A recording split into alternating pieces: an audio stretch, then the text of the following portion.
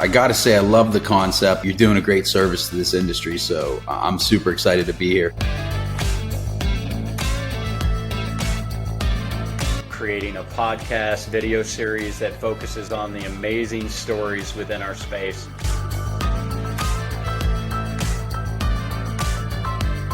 Hey, contact center, customer experience friends, welcome to episode 12. We hope your new year is kicking off right. This is our final episode of season 1 today. I know last week we said it's our final episode with a guest. Well, this is actually the final episode for the season 1.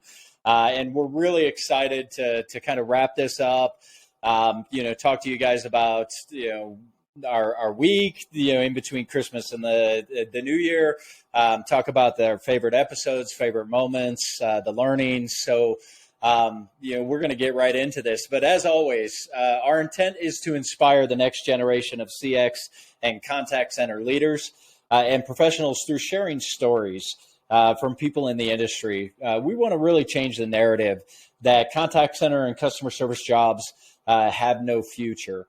Now, we've all personally met entrepreneurs, executives, technology people in our space that started out as agents, supervisors, mid-level leaders, and have grown a tremendous career in this industry. And it's about time we celebrate those things. Now, as always, there are no sales pitches in O&J. The content is completely free for you to use. We highly recommend use it, share it. It's free for everybody. And all we ever ask is just subscribe on YouTube, follow Jason, Aarde, and myself on LinkedIn. And now let's get right into it, guys. I mean, this is our episode, as you said, pre-recording, Jason. This is ours, so we get to do what the hell we want. So let's do it. Let's start out talk about this week. Because, I had kind of this weird energy coming into this one because we didn't have a guest. There's all kinds of things going on. And, I was sharing with the guys what I do. This week I used the whole week to do a retro for the year. I look back starting in January at calendar invites, events, things that I did, and really tried to think through, did I meet my commitments? Did I meet my promises? Are there unfinished projects or things that I need to, not necessarily like billable projects, right? Clearly those got finished. But things that I know that I need to bring to a conclusion. And this week for me, every year is super impactful as far as helping me stage what I need to continue to focus on. And of course, going into 2023, or right now while you're watching this, it's 2023. We're already there. I'm already down the path of continuing that good work. So with this, I know Aarde, Jason, we've talked about this. Aarde, let's start out with you. What is this week for you? How do you use this weird week in between Christmas and New Year's?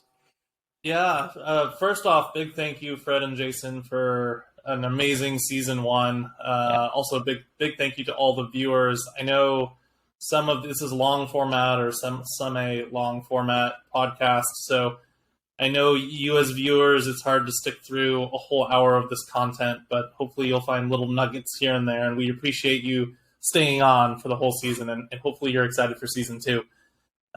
Fred, to answer your question, I try to block this week off. So any Christmas Eve to January 2nd, I completely block off my calendar. Doesn't matter what day it starts or ends. Some years it starts, midweek, like a Wednesday to Wednesday. And then, this year we're fortunate enough to have a weekend on both sides, kind of capping it off. But I completely block it off. And I do it for 2 reasons. One, I try not to schedule any meetings. No customer-facing meetings because that's potentially disruptive to them. I want to make sure I'm cautious of their personal time, their their lives outside of work. And some people are plugged in during this week, and some people are completely unplugged. So I just want to be respectful for the people who try to be as unplugged as possible. The other thing is I like to let my mind wander during this time frame. It's literally the only time of year where I have 0 commitments other than taking out the trash and maybe finishing up some gardening work. I'm in California, so it doesn't snow or anything here, so I can still go garden in 60-degree weather. But yeah, my mind kind of wanders. It goes everywhere. Sometimes it goes to personal life stuff. Sometimes it's to reflect and be thankful. Sometimes it goes to work. And I let it go to those different areas. And then what I really like is usually when I get this week of rest or this week of just unplugging, I usually get something meaningful out of it. And I don't know what that is until the week is done. Like I'll come out of it and say, oh my God, I did that thing that I never do. That's always been on the bottom of my backlog of lists of priorities to do. It's always the last thing. I got to that. And, it could be as stupid as like rearranging my sock drawer, like just something just very basic and boring as that. And it's a hallelujah. Like, thank God I got that done. And now I can go into the new year fresh. So, yeah, that's what I do. Try to block it off. Nice. How about you, Jason? What do you do with this crazy week? So this is one of the first times where I've blocked it off intentionally. Typically what happens is there's not much going on, so there's not much need to block it off. But I do the same thing that you do, Fred, is reflective on the year, going through my calendar, not with the same intention that you have, which is fascinating. So I might do that tomorrow when I go through everything. You're going through and looking at like what's unfinished, what could I do? I'm looking through it more of like what were the highlights. Especially for myself, one side of that is really to celebrate where I was a year ago and where I am now, even if maybe I'm not in a better place, let's say air quotes, but like all that accomplished, because I know for myself, most people, their human brain doesn't want to look at the positives and the highlights, only wants to focus on the negatives, which is our survival part of our brain. And so I like to look back and go, oh, this happened, because I'll forget the good things and the positive things and all the things that accomplished, and literally just journal them out and just spend as much time as I can reflecting to see that. And then just thinking about where was I, where do I want to go?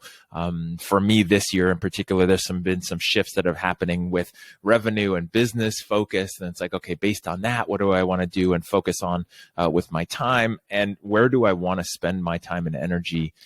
I think, if anybody, if somebody's working for a company and not for themselves, like the three of us do, then it's, what did you accomplish this year?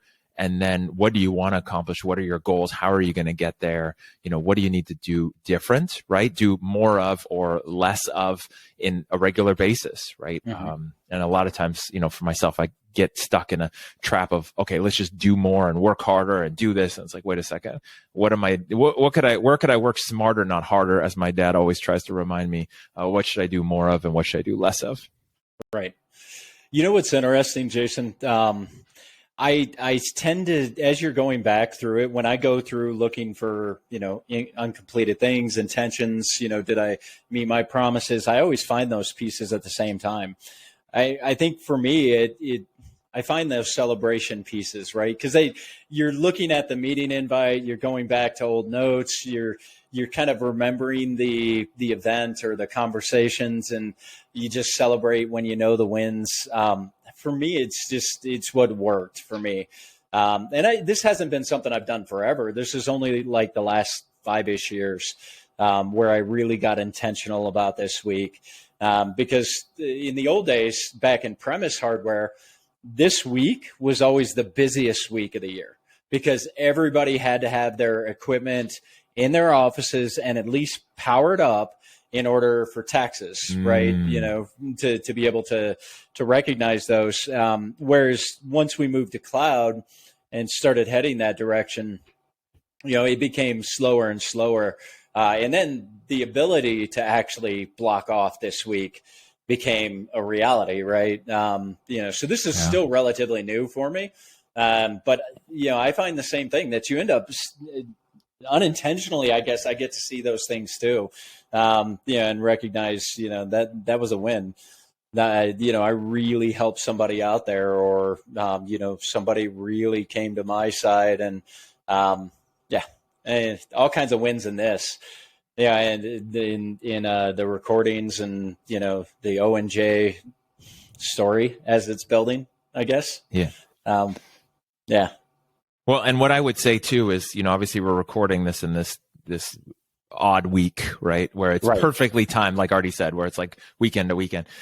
People are going to be watching this, listening to this any time in the future. And one of the things I would recommend, obviously, even if it's past the New Year's, is to do that if you didn't do it for the previous year. It's also something I do my best to do quarterly. Just look at the last 3 months and say, all right, what happened? What worked? What didn't work? Where should I adjust? There's a book called The 12-Week Year, which, instead of doing things over a whole year, which most of it is done at the end anyway. Like if you look at sales results or working on a term paper when you're in school or studying for an exam, it's always at the end.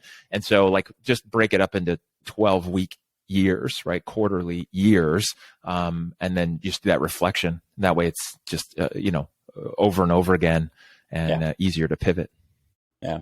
Yeah, that's a great call out. I want to piggyback on that a little bit, because a lot of the people listening to this will be listening early January, hopefully, or maybe February. But a lot of them, if you're in the contact center world, you're either trying to close up your sales, so you're hitting the phones trying to get your last book of business before end of year, or on the support side, especially if you're in retail, it's a lot of returns, exchanges, refunds. Making sure the books are closed before the end of the year, so making sure that the customers are happy with whatever support they need before going into potentially, whatever the next busy season is. For some people in the health and wellness industry or in the healthcare industry, where people are changing their healthcare providers and changing their hospitals and their doctors, like all that hits January. As it rolls into, February, getting into Valentine's Day and some other beginning holidays as we get into the end of Q1. So a lot of the people listening in, Fred, Jason, and I have the luxury to block your calendars off, but you may not have that luxury. You may be doing overtime, doing double shifts, triple shifts, closing your book of business, and keeping the world churning as it should. So we appreciate you, and hopefully you can see there's a light at the end of the tunnel. It's not always going to be like that, especially if you're an entrepreneur or a leader or you want to internally grow. Your days of working Thanksgiving Eve and Thanksgiving night and Christmas Eve and Christmas Day and New Year's Eve and New Year's Day, it just may not exist. There may not be a need for it in your future. If you choose that path or if you want to go down that path. So just something to think about. There's an advantage. We all get to run our lives off of the calendar years versus the fiscal year, right? I mean, and we don't have the stresses that some people do. It's a good call out. So let's dive into the episodes, guys. I want to talk about some of our favorite moments. We did 11 episodes, including our first one, which, by the way, guys, I went back and watched the video quality. We might want to redo the very first one. I'm just saying, just an idea. We might want to go back. We just need to turn it into a podcast when we launch the podcast, and then it won't matter anymore. There you go. Yeah. Well, once we do turn it into a podcast, you're right. The audio quality was pretty good on that one. But let's talk about our favorite moments. Jason, did you have any favorite episodes, favorite moments, learnings? Let's just talk about it. I think that there were two, the most impactful ones for me. The first one was Annette. And that was one where I actually raised some questions, which, just for the audience so that you guys know, like the three of us have relationship outside of this and have become friends, and Fred and I have met in person. During that episode with Annette, like I was in an interesting place with my business and also in the audience because of everything that has happened, like with the three of you, like her and the two of you. I was just asking questions. I was like, how do you know when to move forward? How do you know when to pivot? When should you stop? Like, when is it a brick wall that you're never going to get through? Or when is it just one more hammer swing and that thing's going to fall and you're going to do this breakthrough? And the reason that episode was so impactful was partly the info, but partly Fred literally like was editing it. And then you text me and called me. I was like, hey man, are you okay? Like I was listening to it and you seemed like you were going through some stuff. And I was like just trying to figure out my business and pivot and, just that perpetual question of when do you keep going and when do you stop, whether it's business or relationship, like where you live, like anything. And so that meant a lot to me because you, Fred, literally were just like, hey man, are you okay? Like, not super worried like something bad, but just like you could tell and picked up on it. And if anyone watches that episode, you could probably sense like I'm asking because there's this thing going on. So that was huge. And then I really loved the Krista Heibel one because we talked a lot about wellness and self-care. And I think that's huge for anybody in the world right now, not even call centers, not even sales, not even entrepreneurs, just like everybody could use, right, the appropriate amount of self-care. And I really like that. I like the fact that she is talking about yoga and you're talking about working out and Aarde's talking about gardening and taking care of himself and all of us. And so I think beyond business, I think those were the two for me that, stand out the most. Yeah. How about you, Aarde? Oh, I'm going to take the cop out and say all of them, but point on the ones that I really enjoyed. Well, first of all, I enjoy every single session because, Jason and Fred as, podcast hosts, guests, whatever we call ourselves, the conversation flows. It's just easy and natural. Like this episode hopefully won't be 4 hours long, but I'm sure we could talk for 4 hours and be totally fine. We'll try to make sure it's not that long. I think the ones that really cater to my strengths and, pique my eyebrow or pique my interest and it's the majority of the ones that we did this season, all around customer experience, all around networking and leadership. And almost all of them had little nods to those topics.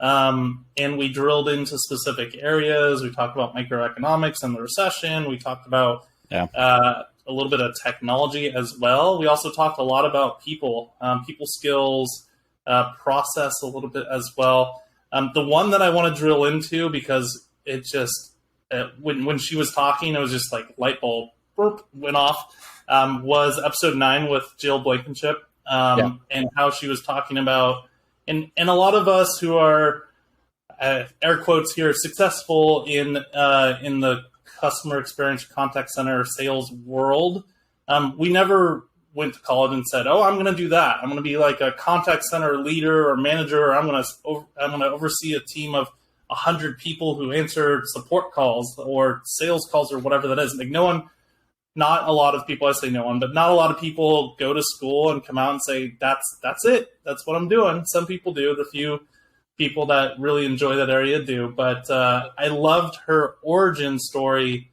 and how she was on an island, like her business. She started her business on an island off of Florida in a very small community, not a lot of things to do there with regards to businesses other than maybe some seasonality with tourism and or selling beach towels or whatever that is in that small community. And she decided, let me start this organization. Let me start this call center. And it wasn't even a call center at that point. It was just, let me start this business and we'll do things for other companies.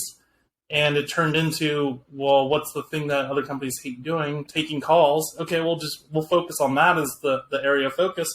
And she not only built her business, but also uplifted the community, created jobs, like created this sense of belonging and gave the ability for the residents to do something more than maybe just run a tourism shop or a mom and pop shop, because not everyone has aspirations to do that. So I just loved that origin story. And now she's expanded beyond that island and has grown and is not only an entrepreneur, but also giving back to the community in different ways.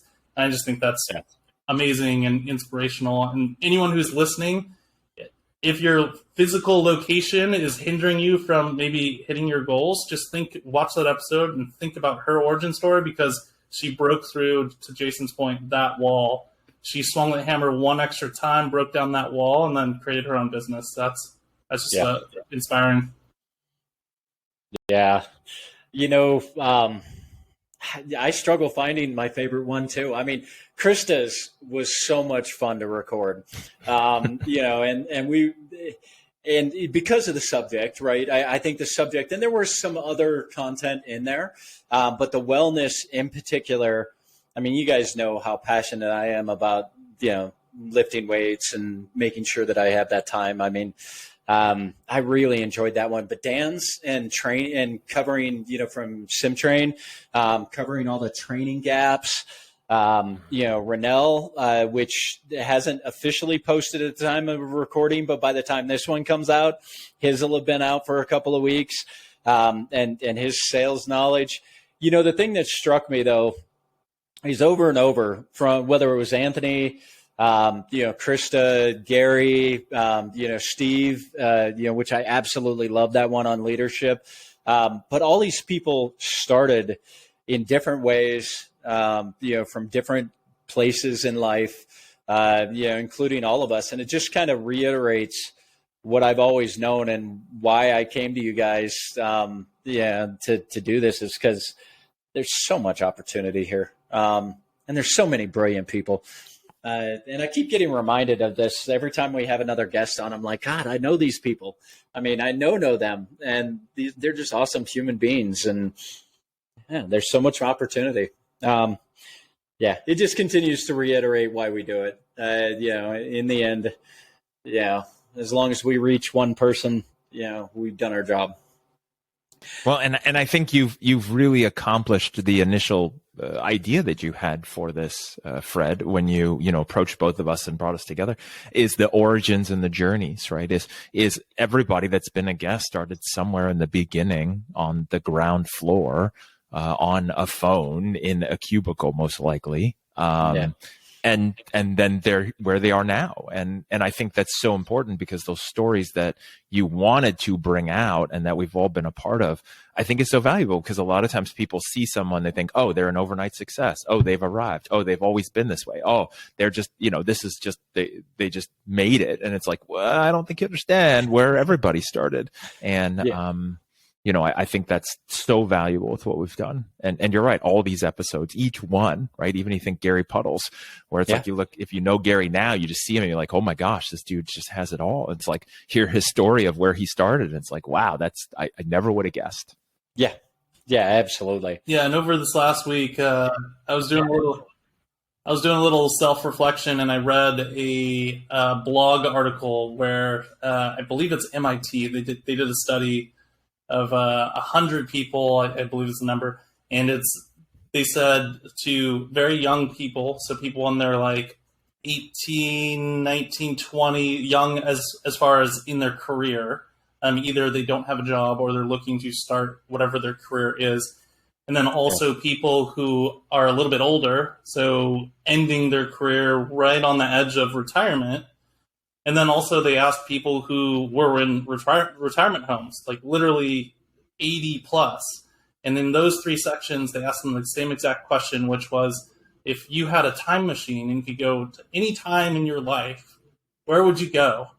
And it was really interesting because the younger people wanted to go to much older, like retirement, like to see their grandkids and see where their life took them and where their career took them. So they wanted to see the end, the result. And then they asked the people who were at the end of their job, what would you use the time machine for? And they said the past, but just the immediate past, 2 years ago, if I would have corrected that mistake or made that change, it would have, changed my life forever in a different way, positive, negative, whatever that is. And then for the people who are very elderly, who are, out of the workforce completely and, complete retirement home, they were actually looking to go into the future after they were dead to see what their legacy was. Did people remember me? Are my kids around, grandkids, things like that? So it was just very interesting. And as I was reading all of this, the light bulb didn't go off until the final conclusion, which was, no matter where you are in your life, you're always wanting to be somewhere else. And I thought about that. And I said, oh my God, we need to just enjoy where we are today as humans, self-reflect. And this is a great time in between Christmas and New Year's to say, you know what? I don't want to be anywhere else. This time in my life, this time is great. It may feel like it sucks, and I may want to see what the future holds, but that can wait. And, I'm not going to reflect on it negatively in the past too much, because the past is the past and we can't change that. So just kind of something to think about, especially for the listeners, because a lot of you may be in the call center, literally taking calls, or had a stressful week. You may say, if I had a time machine, I'd love to know where my career is at the end. But you'll get there. It takes time. Enjoy the moment. Be present. Fred, what are your thoughts? Yeah, I think, one of the biggest challenges when you're young is being present, right? At the same time, it's also one of the easiest things to do when it's fun, right? I remember some of my favorite stories when I was young was the great times, the fun times where I couldn't possibly be anything but present. And as you get older, I think a lot of things come at us, and a lot of the id, and we've talked a bunch about the mind and the way it works. Sometimes against us, and the way it plays games with us. And I think it gets harder as you get a little older into raising kids, and you worry about a lot of things and forget about the present. I don't care what age you are. If you're not satisfied, or I shouldn't say satisfied, if you don't appreciate what you have today and where you're at and the moment you're with and the people you're with, that someday will become a regret, because people don't stay around. They just don't. That's part of life. We all are going to the same place in the end. There's no getting out alive from life. So, we decided to take this one down a deep path today, didn't we? Thanks, Aarde. Just go ahead and pull that pin. That's my thoughts. I think, try the best you can, live in the present, appreciate what you have, and continue to work to improve yourself. But that doesn't mean you're looking forward, in my opinion. That just means you're trying to constantly get 1% better every day.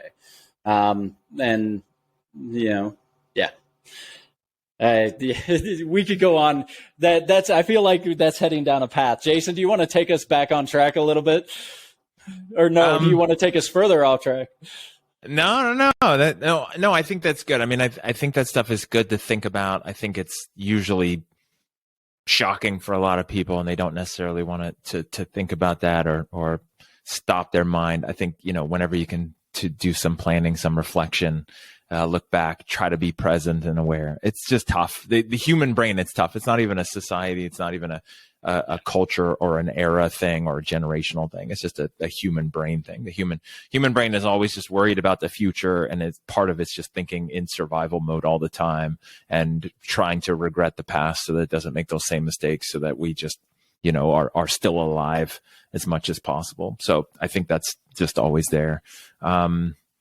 Fred, what about you? Like, what specific guests was there one, also that stood out? I know you mentioned some, but not just the wellness things, and not just that, but you had the added benefit of being on these and then editing them and going through them all and thinking about them all and kind of watching the film afterwards on every single moment of every single one. Yeah. It's so fascinating. Every single one, when I go back to record, a lot of people don't know, if you've never done video editing, first of all, don't, unless you love it. Don't be a video editor, unless it's absolutely a skill set of yours and you're passionate about it, because it's frustrating, but it renders the video.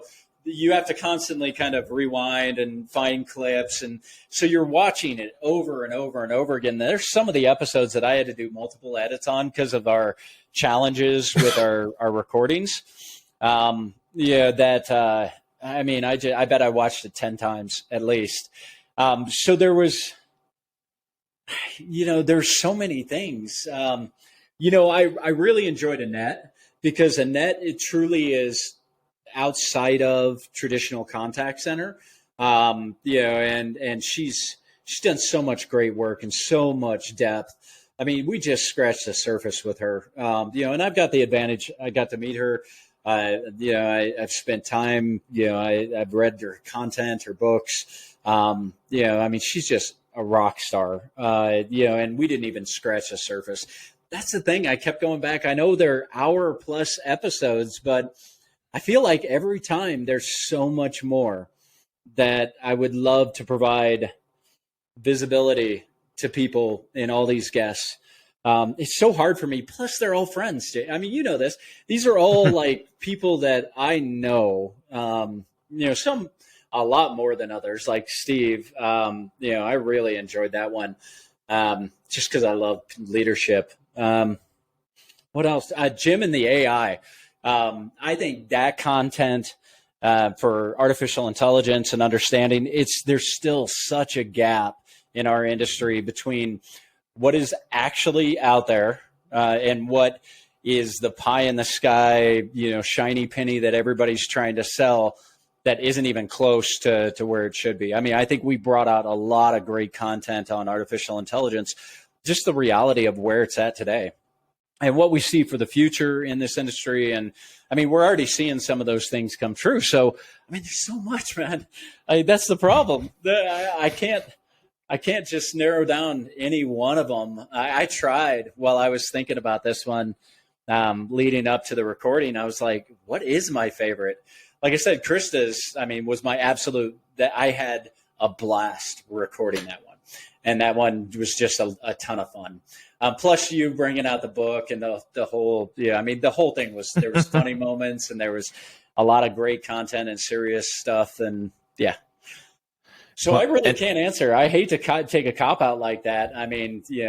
But no, I don't think it's a cop out. Like for me, as I thought about this and how do we reflect, I think the two biggest things that stand out as far as like takeaways is, there's the conversation about customer experience, which is obviously a Nets thing. And there's the debate of like, when does CX actually begin and when is somebody actually a customer versus sales experience and whatnot. But no matter what, the ultimate takeaway is that the experience matters. What that customer is going through is really all that matters. And I think so many of our guests talked about that and the experience, right? Even Steve and his technology, omni-channel is really about the experience for that customer so that they're satisfied, especially in this day and age. And then I think the other key takeaway, as you mentioned, the AI, and we talk about the training and we talk about these other tools is, where is sales enablement? Where is customer contact center technology and tools? Like, when is it good and when should you do it? And then when is it you just buying things to solve a problem that it's never going to solve? Like I think I probably said, I could go buy the most expensive golf clubs in the world and it won't matter for my golf game. It will not improve it because my fundamentals are broken. And so like listen to the episodes and be like, all right, what tools can I responsibly implement? What would actually help me versus what sounds good and somebody's going to try to sell me, but it's literally not going to matter. And I think it's that intersection between some great technology and tools, but also focusing on the customer experience. Yeah, and I think the inverse of that is true too. If you were to give just like a Costco, Walmart, $100 bag of clubs to the best players in the world, they'd still shoot really, really well. They would absolutely crush me with garbage tools all day, every day. I'm the same way. Golf to me is more of an excuse to get outside and hang out in the park for a while, even though it's changing the scenery 18 times. One of the things that, Fred, when you were talking, something kind of popped in my head was our guests are all uniquely different. They have different personalities. They have different strengths. And all in a good way too. They're all trying to solve similar problems per se. Like they're trying to help with the customer experience or the sales experience or whatever their area of focus is. But if you really listen to all the episodes and you listen to the origin stories and you listen to the individuals themselves, they have a different lens. They solve the problem in a different way. They're experts in certain areas versus less in other areas. And I'd be surprised if we were to throw like a alumni get together where we get them all together into a room and we say, hey, for the next 24 hours, you no longer are employed at your current employer. You're no longer, a founder of XY company. Solve this one problem. That would be so much fun. Like just to go in and team build and say, hey, solve problem of getting from point A to point B and the train system's down or whatever. Just some fun, unique, hard problem. And to see the personalities come out and see how we would play off each other, almost like an all-star team or a dream team, that'd be very interesting. Well, it's funny you say dream team, right? Because it'd be interesting because you got to question whether or not it would be. And I love all the people that we've had on, but there's also a lot of egos and a lot of ideas and a lot of ways that we think. And it would be interesting to see that. I mean, it's almost like throwing it all in a pot and stir it and then stand back and watch and record the whole damn thing. That'd be a lot of fun. But I do love the alumni idea. I do think that we need to figure out a time and place at some point to make that kind of thing happen. Yeah, it'd be interesting for sure. All the knowledge. Jeez. I mean, every one of them had 20 plus years of, it would be a lot of fun. All right. So, what about big learns? For me, Gary, in the Art of the Deal discussion, the way he has done so many deals in such a short period of time, the way he thinks about them, obviously that was all super insightful. M&A has always been a fascinating thing for me. The way he's approached it on going after the little ones. Have you guys, what were some of the things, I know, Jason, you mentioned Jill, in that session, more in a different context. But what are some of the other things? David's networking. What about for you guys? What were the ones that kind of stand out as you're learning? Go ahead, Aarde. Yeah, it hasn't come out yet, but the last episode, I'll say, what's it, 11? Yeah, 11.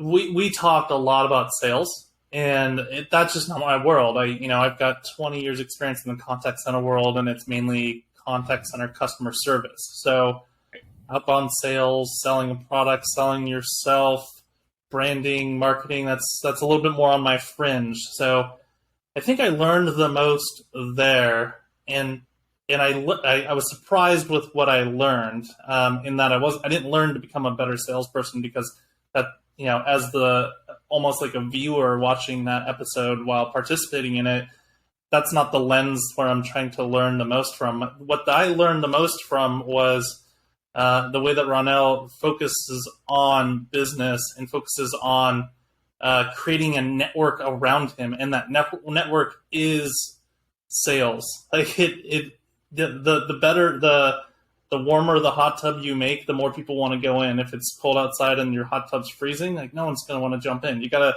create an environment where it's happy and the conversation's flowing and everyone's accepting of everyone else. And then it's easy to sell, and you're not really selling at that point. You're just influencing or being authentic, to Jason's book title, in the way you're selling. And I thought that was just amazing. And that just kind of piggybacks off of a previous episode we did where we talked about the power of network. And it just took it to that next level. Like, now you have this network, you have this corral of people who will look at your post or engage with you or text you or whatever. What do you do with that? You have to give and take, but you also have to give. You can't just take. Right. So I thought that was insightful. How about you, Jason? For me, Dan from SimTrain, I'm always fascinated by the conversation around training and learning development. Because theoretically, business owners and people know that training and learning development should be important. And B, it's very rare to find a company that actually does it well. It's like everyone knows they should do it, but nobody actually does it or does it well or cares. And I think that's a huge thing. I mean, I'm looking at the next season and I'm excited for the type of guest that I want to chat with in season 2. And a lot of it stems in the recruiting, training, development, HR, which is, a big issue right now. And it's like, well, companies that have world-class training and development, the recruiting is less of an issue, A, because people will want to work there, and B, people won't leave because you're actually helping them succeed. And I think that's a huge takeaway, right? A lot of companies complain about their recruiting or complain about their turnover, but they're not actually, stopping the bleeding of the wound. They're just throwing Band-Aids on it instead of like fixing the problem itself. And so I just love any conversations around training, learning, development, especially to solve a lot of systemic issues within operations. Yeah. Yeah, and once again, another founder that started out as an agent. I mean, Dan was a phenomenal guest. Even though he didn't want to call himself an agent. Did you notice that? When we were talking with Dan, he started on the phones with a phone book, but he didn't want to call himself an agent. But we all were, right? In one way or another. I mean, it's so season 1 has been phenomenal. You guys have been awesome. I'm so glad I put this team together, and you guys joined me and became the co-hosts. This is ours, and it's been awesome to see the journey, and we've gotten better at this. I really, looking back at poor Anthony, my brother. He was first. We weren't quite as skilled at tossing the ball back and forth between everybody. But he did great. I mean, such a great guest, and being actually actively working inside the contact center of a company of that size, and his experience and the way he came up and failed and, still continued to push forward. I really appreciate actually all the guests, but he came first. He was our first guest and, jumped on and was happy to do so. Yeah. Brett, is there anything looking forward into season 2 that you would like to change, or maybe a teaser into what we may want to do for next season? I know format wise, or maybe just a little bit more about origins and journeys. I'm intrigued to know, and I know Jason and Fred and I talked about it off camera a little bit, but I'm sure the audience is intrigued to know a little bit of what's to come in season 2. We haven't recorded any yet, so we don't have any spoilers. But I think people want to know a little bit more. Good lead in. That was my next note to take us forward. I mean, let's talk about it. I think we all agreed that we are going to change the title. Origins and Journeys is still the concept, but the title doesn't speak to audiences that are searching, right? And that's the reality, and we recognize that. So we want to get it more accessible to more agents, supervisors, leaders, in the contact center space. So the title will be changing. We agreed on that. So season 2 will have a whole new title, and along with season 2, we'll also be launching it as a podcast. Which will obviously give more access and more ears versus eyeballs. But we're not going away from YouTube. I mean, Jason's too pretty for us to go away from video formats. So we got to stick with that. But yeah, I mean, changing the title, still long format, still with the same intents. I don't think that changes for any of us. I think it's the right reason to be doing something like this and giving our time and asking guests to give their time for free. Is to inspire the next group and hopefully, provide some value to everybody who watches. So, how about you guys? Are you guys excited to get on and keep growing it? Yep, I'll go first, Jason. I'm excited to have more guests that are focused around sales.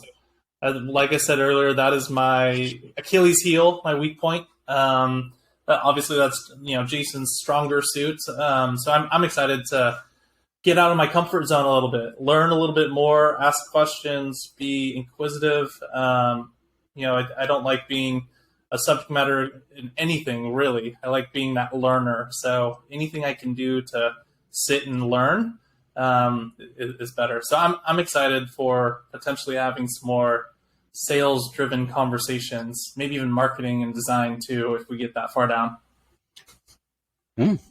Yeah, and I obviously I'm excited for that, but not just sales in like a traditional sense with like campaigns where they're selling, but also sales from a contact center sales standpoint. Because one of the biggest issues I see with contact centers, especially third party, especially BPO, is that they're not great at selling new campaigns. Once they get a campaign and a client, they're great, but getting an actual thing, like getting a new client, isn't their strongest suit. And so how do they do that? That business development side, I think that's good. And then obviously building it within campaigns. For me, I also think it would be really fun is first party calls, contact center, third party contact center, but owners of those and more that level. Like we talked to a lot of, we got Gary Puddles at M&A. He's not in there running centers. We got a lot of people who are solution providers for contact centers, but more people who are actually running them. I think it would also be really fascinating to get some guests on that are running contact centers, first or third party, outside the US. So what does that look like from that perspective? Because we've all dealt with the offshore, nearshore, but to have that on the show and talk about it, and then those opportunities and where that fits into the whole ecosystem. I'm looking forward to us finding guests in those different buckets to mix it up. Oh yeah. Well, there's plenty of people lined up. I mean, the funny thing, I guess I kind of expected it, but I kind of didn't, is that pretty much everybody says yes. To doing the podcast. I guess I should have kind of expected it because most of these people I have a pretty good relationship with. And at the same time, it's giving them an opportunity to share their story. Who doesn't want to share their story, right? I mean, we should be able to find enough out of both of those. So what you're telling me though, guys, is I got to stop bringing on, the people that own these companies that I know, and we need to start getting some operators in here. Maybe not stop and start, but definitely mix in. And, let's talk to some people who moved up from the bottom to being an operator of that center. And that's what they're doing now even, or they've grown some centers. So I think that would be fun. Yeah. And I like the international. I mean, I've been blessed to be able to travel all over the world. Centers in different countries are different. I mean, no matter what anybody wants to say, everybody tries to throw every call center around the world into the same bucket, but they operate differently. When it's a really good career, for an agent to come in to a center in different places, it changes the dynamic, right? Yeah. The culture of the place. I think that's a great idea. And I've got some people in mind that I definitely will have to line up to make that happen. I'm excited to just see where this all heads and to keep doing it. Again, the comments, what people have asked, told me, shared, about it. It's been awesome. And gives me no reason to believe that we should alter the path of the actual cast itself. So, yeah. All right. On to a 2023. So with that, anything you guys want to add to the guests? I know I want to say thank you. To everybody. We could go down the list. Renell and Steve and Gary and Jim, and these. We've talked about all of them. I think we've touched all of our guests. They've been awesome to the audience. We get to see people come in, they pop in, they watch. I know it's an hour plus, but they come back, they watch more. We appreciate you. We know time is not free, and we appreciate it. And hopefully you guys continue to see value out of this. Anything from you guys at the close?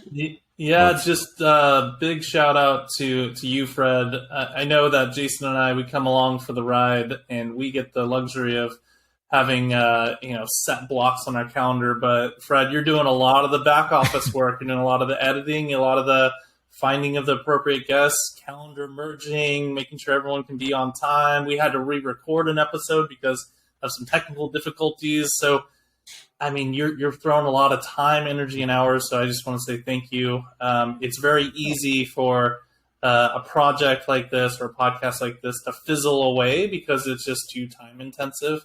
And you've taken a lot of that burden off of Jason and I's plate, and we highly appreciate. Sorry, Jason, if I'm speaking for you, but we appreciate all the work and time and effort that you put into this.